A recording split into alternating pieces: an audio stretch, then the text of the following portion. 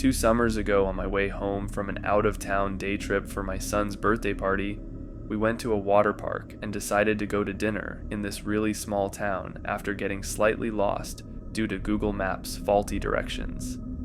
After dinner, we noticed across the street was a county fair, so we checked it out for fun. It was getting dark and the fair was nearly over, but we caught a tractor pull that was about to begin.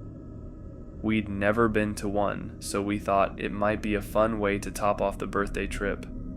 We sat on the bleachers and watched for a while.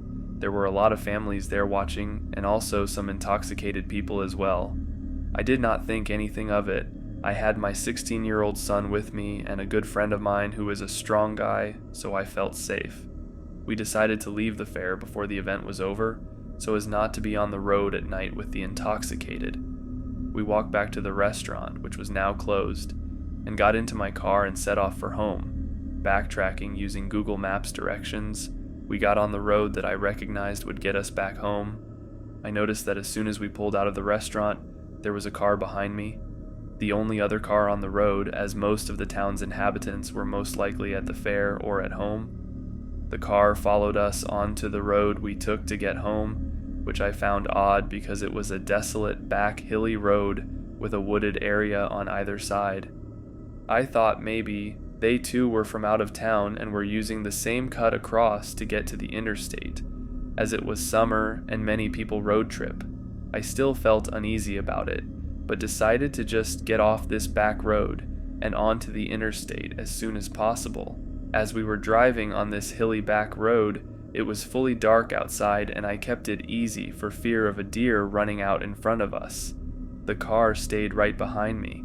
I slowed way down, hoping he would be annoyed enough to pass me for going too slow.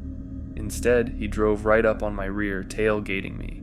I could see that it was only one person in the car and the windows were tinted. I dared to speed up, wanting to get on a main road or interstate as soon as I could. He stayed right behind me, going as fast or slow as I was, not bothering to get off my bumper. I knew without a doubt we were being harassed now. I was getting scared. I had my son in the back seat. It was his birthday. This was unfair, and I kicked myself for going to the tractor pull. Of course, I could not have predicted this craziness. After what seemed like ages, we got onto the interstate. I had hoped it was just some local jerk who wanted to scare some city folks, but I somehow knew it was not that simple. As I feared, he followed us onto the interstate. Even on the interstate, he tailgated us. I slowed down initially, hoping in futility that he'd pass us. No luck. I sped way up. He caught up and stayed too close. Unfortunately, the interstate was quiet on our side. I had no choice but to keep going. My friend was very angry and ready to fight if necessary, but I wanted no part of meeting this guy face to face, especially with my birthday boy in the back seat. I just kept going and prayed not to get a flat tire. At one point, I got scared enough to lay on the horn while driving, hoping the noise would dissuade him. It worked. He pulled over on the shoulder and I saw his headlights turn off. I was relieved at first, but we found it odd that he killed the lights. After that, we sped up and I was flying for home. The sooner the better. About 15 minutes passed in blissful uneventfulness. We talked about how scary that whole ordeal was and eventually started feeling relieved to put it all behind us. Literally. We were about 25 minutes from home, and there were a couple of vehicles here and there which made us feel less alone on the road. At one point, when the cars thinned out and we were once again alone on the road, something happened that I could not believe. Right next to us and slightly behind us, headlights. He had been following us that whole time, with his lights off, staying carefully behind us and waiting for his chance to scare and surprise us. I almost started crying, but at this point I was too angry. This guy has been following us for an hour now. Far ahead of us, I saw the taillights of a semi. I sped up quickly with the stranger in the car next to me trying to pace us from the fast lane. I think he realized that I was trying to catch up with the semi, so for the first time in this insane chase, he did something truly dangerous and swerved at my rear panel, a pit maneuver, trying to push us off the road. I sped ahead and missed him, clipping me by inches. I finally reached the semi and got close, hugging the back of his truck as much as I dared and leaving no room for this jerk to cut me off. We went this way for a little while, finally, and I truly believe this truck driver knew something was wrong, because after so long of seeing this crazy guy swerving at me and trying to get in front of me as I would not let him over, the truck driver did something I will forever appreciate him for. He swerved over into the fast lane and dangerously cut off the stranger's car and then tapped his brakes. I took it as my cue to speed ahead from the slow lane and try to lose this creep. My hometown was straight ahead. I took a sharp left onto a back street that led to a main road and stopped in a busy, well-lit gas station. Luckily, there was a cop there. My friend got out and explained the whole situation to the officer, and he called for other cars to search for this guy. We left the gas station after calling a friend to follow me to a parking lot, where I stowed my car overnight because I did not want the guy to possibly find my house by recognizing the car. I watched my back for quite some time after that. I always notice that make and model of car in white if I see one on the streets. Thank goodness we got away safely.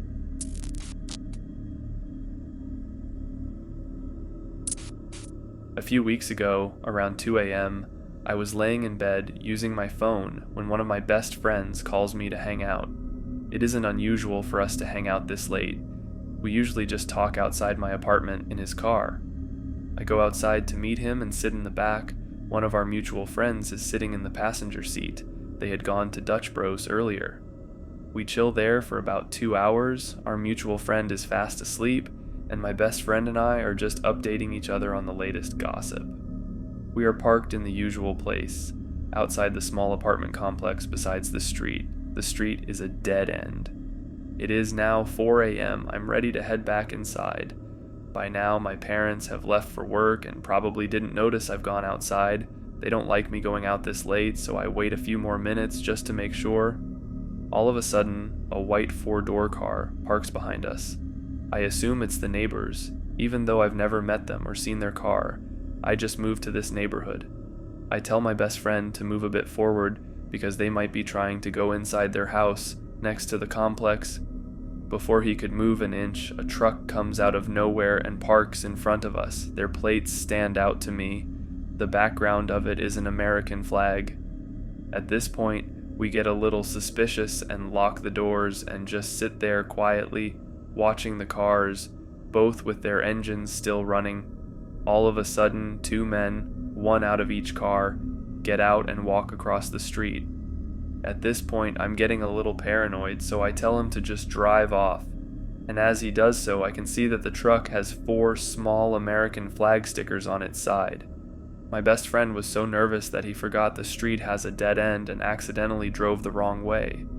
Luckily, there's a funeral home located on the other side of that street, and they had their back parking lot gates open. So we go through that little maze and end up onto the main road.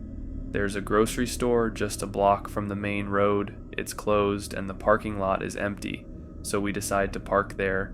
Not even 2 minutes later, we see a truck entering from the other side of the parking lot. Me and my best friend glance at each other saying, "It can't be the same truck, right?" The truck is also white and slowly circles us. Although we are ducking in our seats, I can see clearly that it is the same truck. It has the American flags on its side.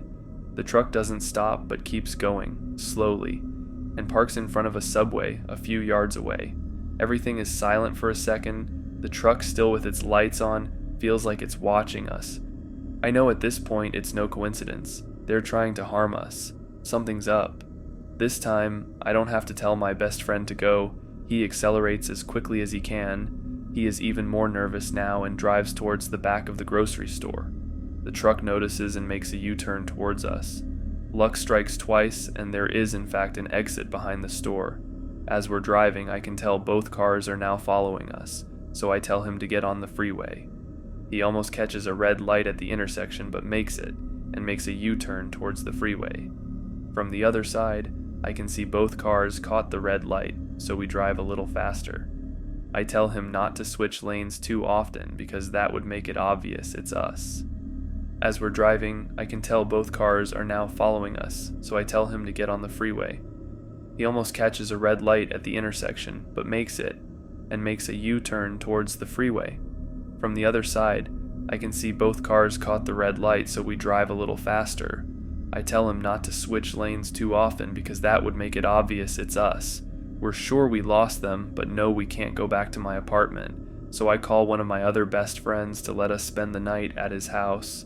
He doesn't ask any questions and agrees. We made sure they weren't following us to my other best friend's house, wouldn't want to put more people in danger. We arrive. His roommate answers the door, we tell him what happens, and he hands us a few blankets. I couldn't sleep that night. I kept looking out the window for any sight of them, and any little noise startled me.